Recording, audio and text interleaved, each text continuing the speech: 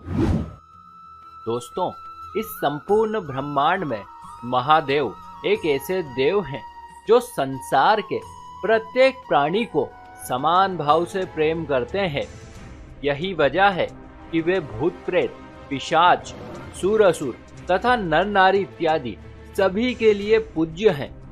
वैसे इसी बात को ध्यान में रखकर आज हम आपके लिए शिव पुराण से ली गई 5 ऐसी बातें बताएंगे जिनका पालन संसार के प्रत्येक मनुष्य को अनिवार्य रूप से करना चाहिए ताकि वो देवादिदेव महादेव की कृपा का पात्र बन सके।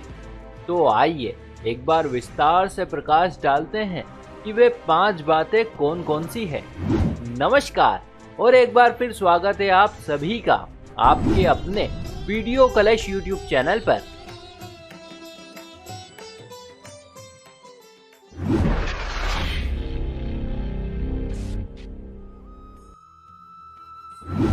दोस्तों, शिव पुराण में बताया गया है कि जब तक मनुष्य अपने मन के अधीन रहता है तब तक वो ईर्ष्या, द्वेष, राग और हिंसा जैसी तमाम प्रकार की पाशविक वृत्तियों के अधीन रहता है, जिसे पशुवत अवस्था कहा गया है।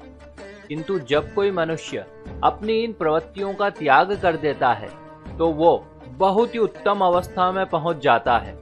परंतु पशुवत वृत्तियों से मुक्ति केवल भक्ति तथा ध्यान के माध्यम से ही संभव हो सकती है।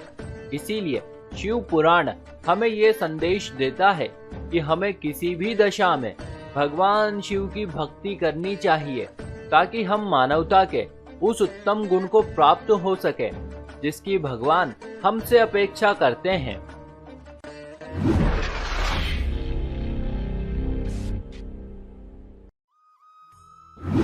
मित्रों, वर्तमान में हम युगों के चरण के सबसे अंतिम दौर अर्थात कलयुग में जी रहे हैं, जिसे कुछ शास्त्रों में विभिन्न प्रकार के आविष्कार तथा खोजों के आधार पर अति उत्कृष्ट युग की संज्ञा दी है। लेकिन क्या आपने कभी विचार किया है कि आखिर ये खोजें या आविष्कार कैसे हुए हैं? भला इन सब के पीछे कौन सी शक्ति काम कर रही है? वैसे इसका जवाब शिव पुराण में दिया गया है। इसमें बताया गया है कि किसी भी आविष्कार अथवा खोज के पीछे कल्पना शक्ति काम कर रही होती है। संभवतः इसीलिए भगवान शिव कहते हैं कि ज्ञान से अधिक महत्व कल्पना का है। हम जैसी कल्पना अथवा विचार करते हैं वैसे ही हो जाते हैं, और इसी आधार पर आदिदेव महादेव ने योग और ध्यान की 112 विधियां विकसित की थी। अतः संसार के प्रत्येक मनुष्य को शिव पुराण ये संदेश देता है कि किसी भी मनुष्य को चाहिए कि वो सदैव ही बहुत ही उत्कृष्ट और सकारात्मक कल्पना करे, क्योंकि कल्पना ही एकमात्र ऐसा बीज है जो वृक्ष बनकर संसार को नई दिशा प्रदान करता है।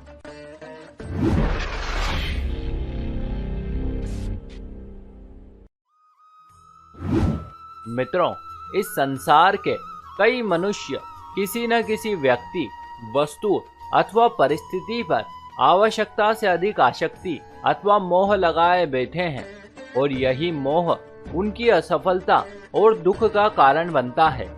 उदाहरणार्थ, यदि कोई व्यक्ति अपनी प्रेमिका से मोह लगा ले तो फिर उसे अपनी प्रेमिका के आगे संसार के सारे सुख व्यर्थ प्रतीत होने लगेंगे। यदि प्रेमिका खुश रहेगी तो वो भी खुश रहेगा, और यदि प्रेमिका दुखी हो गई तो वो भी दुखी हो जाएगा, और यदि प्रेमिका उसे छोड़कर चली गई तो वो दुख के सागर में डूबकर मर ही जाएगा। इसीलिए शिव पुराण हमें मोह का त्याग अर्थात निर्मोही रहकर जीवन यापन करने की सलाह देता है।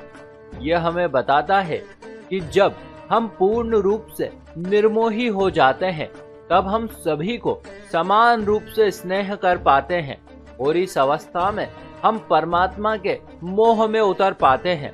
और इस संपूर्ण ब्रह्मांड में केवल परमात्मा ही एक ऐसा सत्य है जो ना तो कभी आपको दुखी होने देगा और ना ही कभी आपको छोड़कर जाएगा। तब आपको सही अर्थों में आनंद की प्राप्ति होगी।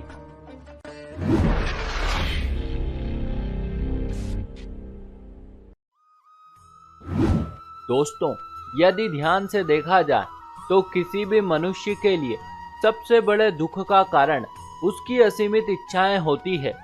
यदि कोई मनुष्य कभी कोई एक इच्छा करता है तो उस इच्छा की पूर्ति के लिए उसके मन में दूसरी इच्छा का जन्म हो जाता है और फिर दूसरी से तीसरी, और इस प्रकार से वो मनुष्य इच्छाओं के जाल में फंसता चला जाता है और बिना बात के मरते दम तक उनकी पूर्ति के लिए अपना जीवन नष्ट कर लेता है। इसीलिए शिव पुराण हमें अनावश्यक तथा आवश्यकता से अधिक इच्छाओं को त्यागने की बात बताता है। दरअसल ऐसा इसलिए है क्योंकि जब कोई मनुष्य पूर्ण रूप से अपनी अनावश्यक इच्छाओं का त्याग कर देता है तो उसे जो सुख की प्राप्ति होती है उस सुख को सुख नहीं अपितु महासुख कहा जाता है।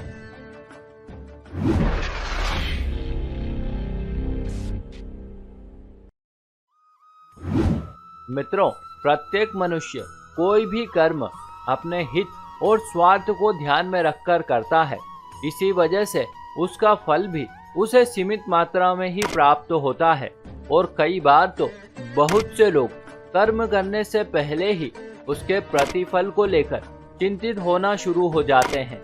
उदाहरणार्थ, यदि कोई व्यापारी व्यापार करता है तो वो इस बात को लेकर पहले ही चिंतित होने लगता है कि उसे कहीं लाभ के स्थान पर हानि हो गई तो उसका क्या होगा, जबकि उसे ये बात अच्छे से पता है कि ये व्यापार है और व्यापार में तो लाभ और हानि होती ही रहती है, भले ही वो इसकी चिंता करे या ना करे।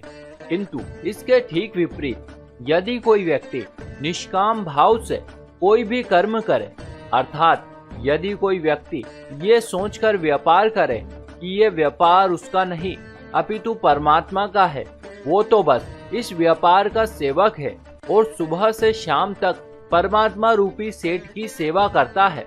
अब यदि लाभ हो तो भी ठीक और यदि ना हो तो भी ठीक, तो निश्चित ही ऐसी दशा में मित्रों हानि नहीं होगी अपितु लाभ ही होगा।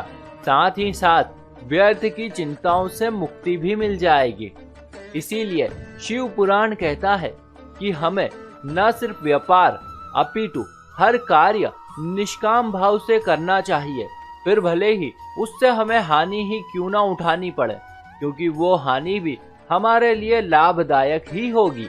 तो दोस्तों, ये थे शिव पुराण से लिए गए वे 5 संकल्प जिनका पालन संसार के प्रत्येक मनुष्य को अनिवार्य रूप से करना चाहिए।